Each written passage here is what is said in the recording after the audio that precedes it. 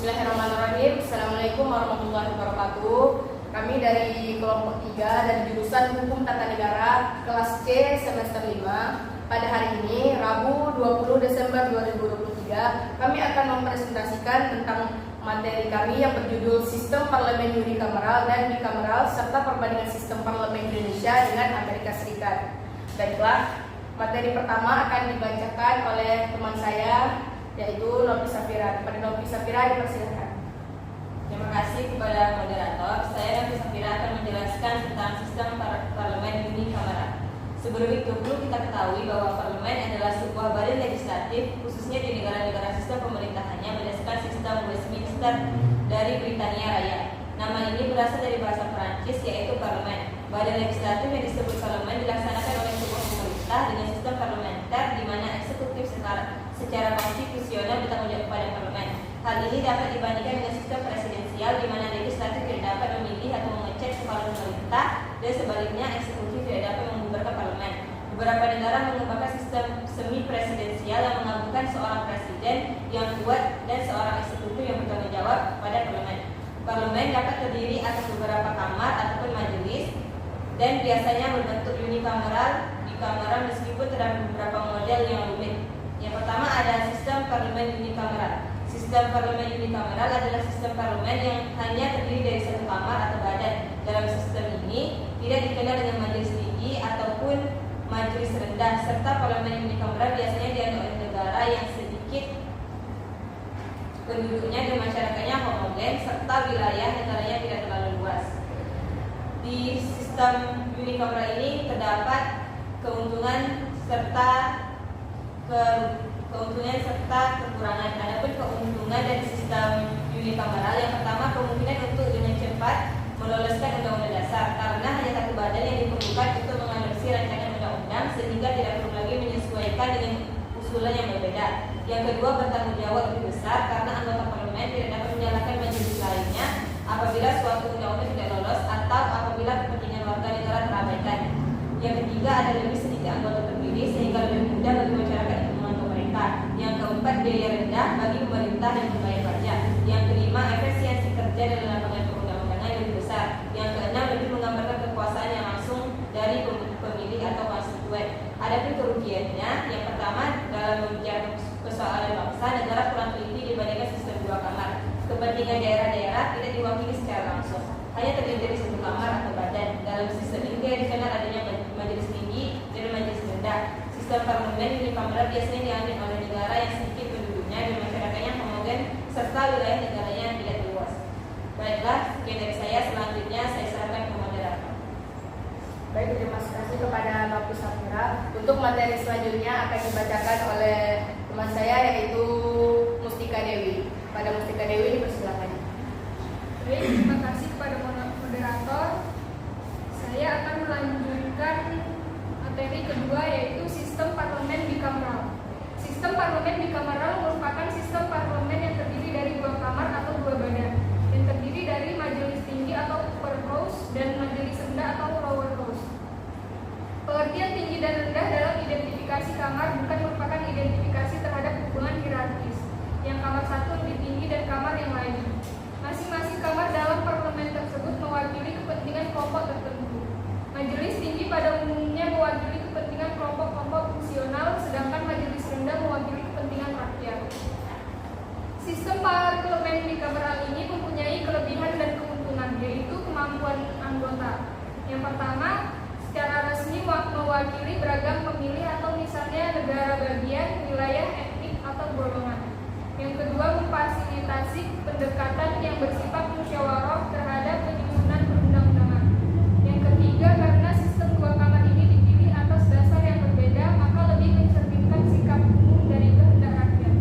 Yang keempat, mencegah disahkannya perundang-undangan yang secara cacat atau ceroboh. Dan yang terakhir, yang kelima, yaitu melakukan pengawasan atau pengendalian yang lebih baik atas lembaga eksekutif sistem parlemen bikameral ini. Selain mempunyai kelebihan atau keuntungan, juga terdapat kelemahannya,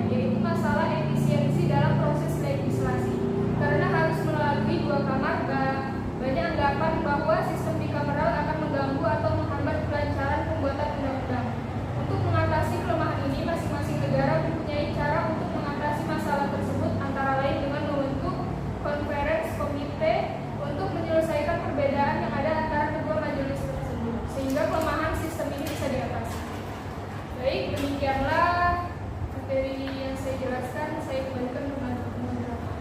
Baik, terima kasih kepada teman saya Mustika Dewi, dan akan dilanjutkan materi selanjutnya oleh teman saya yaitu Muhammad Amri Hasibuan. Kepada Amri dipersilakan. Baik, terima kasih kepada moderator. Saya akan melanjutkan materi tersebut. Perbedaan sistem parlemen di Indonesia dengan Amerika Serikat.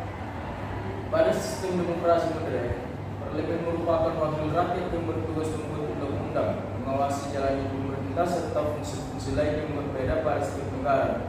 Maka untuk itu, terwakilkan politik dan tip parlemen adalah dua hal yang saling berhubungan.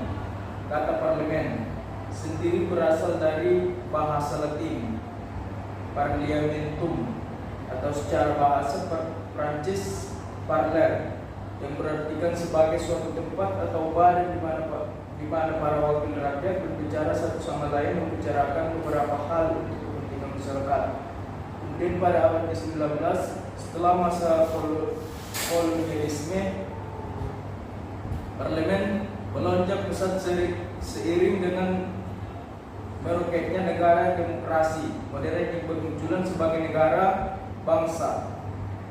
Setiap negara bangunan sistem parlemen telah diatur dalam konstitusinya. Terdapat negara yang menggunakan sistem parlemen atau satu kamar unikameral, serta ada yang menggunakan sistem parlemen dua kamar bikameral.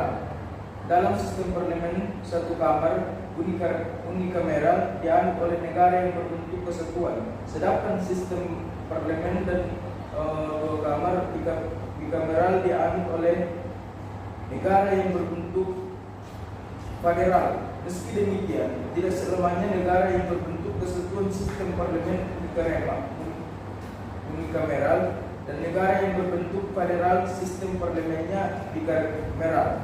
Karena setiap negara memiliki variasi sendiri, Indonesia merupakan negara kesatuan yang sistem parlemennya adalah bikameral.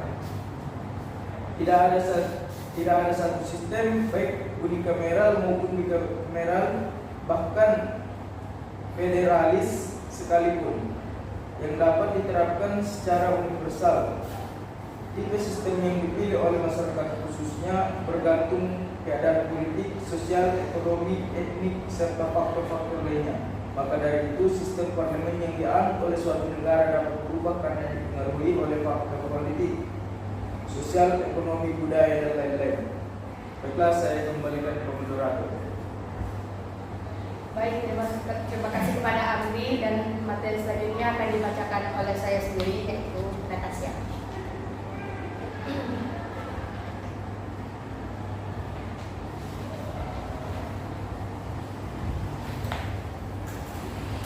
Terdapat perbedaan kewenangan antara Parlemen Indonesia dan Amerika Serikat yang diuraikan berikut ini. Yang pertama, kekuasaan legislatif di Indonesia, kekuasaan membentuk undang-undang dibahas dengan presiden dan mendapat persetujuan bersama. Sedangkan di Amerika Serikat, kekuasaan legislatif diberikan sepenuhnya kepada sebuah kongres yang terdiri atas Senat atau perwakilan negara bagian dan House of Representative atau DPR tanpa campur tangan presiden. Yang kedua, kewenangan khusus di Indonesia bukan kewenangan lembaga legislatif, melainkan sepenuhnya kewenangan presiden. Sedangkan di Amerika Serikat, lembaga legislatif mempunyai wewenang khusus, yaitu wewenang untuk memastikan pengangkatan pejabat tinggi dan duta besar.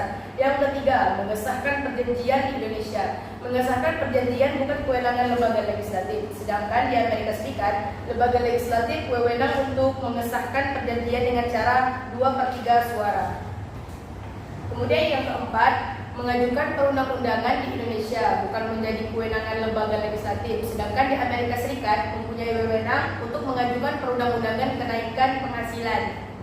5. Memeriksa dan membahas RUU di Indonesia. Kewenangan untuk memeriksa dan membahas RUU hanya kekuasaan lembaga legislatif, sedangkan di Amerika Serikat memiliki kewenangan untuk memeriksa dan membahas RUU yang diusulkan oleh House of Representative atau DPR. Yang keenam, hubungan dengan presiden di Indonesia. Presiden bekerja sama dengan lembaga legislatif. Sedangkan di Amerika Serikat, presiden sama sekali terpisah dengan lembaga legislatif. Yang ketujuh, memutuskan atau menolak usulan presiden di Indonesia dan tidak boleh menolak karena hak prerogatif presiden. Sedangkan di Amerika Serikat, lembaga legislatif memutuskan atau menolak kabinet yang diusulkan oleh presiden. Yang ke-8, usulan pemberhentian presiden di Indonesia. Usulan pemberhentian presiden dan atau wakil presiden dapat diajukan oleh Dewan Perwakilan Rakyat dan akan diserahkan hasilnya kepada MPR RI. Sedangkan di Amerika Serikat, lembaga legislatif memutus dan mengadili impeachment yang diajukan oleh House of Representatives atau DPR. Senat mempunyai hak untuk mengadili dan menentukan bersalah tidaknya pejabat yang bersangkutan. Dewan memiliki hak tunggal untuk mengajukan tuduhan yang dapat menyebabkan persidangan impeachment nantinya. Yang ke-7, sistem pemilu di Indonesia memiliki berdasarkan jumlah penduduk yang dilaksanakan di tiap daerah pemilihan. Sedangkan di Amerika Serikat, pemilu menggunakan sistem distrik. Selain itu, terdapat juga persamaan kewenangan lembaga legislatif Indonesia dan Amerika Serikat yang diuraikan berikut ini. Yang pertama, membentuk dan menyusun rancangan undang-undang, sama-sama mempunyai kekuasaan dalam membentuk dan menyusun rancangan undang-undang. Yang kedua, mengajukan impeachment and House of Representatives atau DPR. Amerika Serikat dan Indonesia memiliki kewenangan yang sama dalam mengajukan impeachment. Ketiga, memeriksa dan membahas RUU yang diusulkan sama-sama boleh membahas, memeriksa dan juga membahas RUU yang diusulkan. Yang keempat, membatalkan ketetapan rancangan peraturan dan undang-undang. Lembaga Legislatif Indonesia dan Amerika Serikat mempunyai hak untuk membatalkan ketetapan rancangan peraturan dan undang-undang. Yang ketujuh, pengambilan keputusan dalam rapat Lembaga Legislatif Indonesia dan Amerika Serikat. Dalam setiap pengambilan keputusan dalam rapat pada dasarnya diusahakan sejauh mungkin dengan cara musyawarah untuk mencapai mufakat. Apabila tidak terpenuhi, keputusan diambil berdasarkan suara terbanyak atau voting. Yang keenam, syarat untuk menjadi anggota lembaga legislatif. Syarat untuk menjadi anggota lembaga legislatif harus cukup umur, yaitu minimal umur 21 tahun. Dan yang terakhir adalah sistem pemilu dan pemilihan presiden oleh rakyat melalui pemilu berdasarkan suara mutlak yang sah. Baiklah, itulah materi dari kami tentang sistem parlemen unikameral dan bikameral serta perbandingan sistem parlemen Indonesia dengan Amerika Serikat. Terlebih dan terkurangnya saya mohon maaf. Saya akhiri dengan wabillahi taufiq wal hidayah. Wassalamualaikum warahmatullahi wabarakatuh.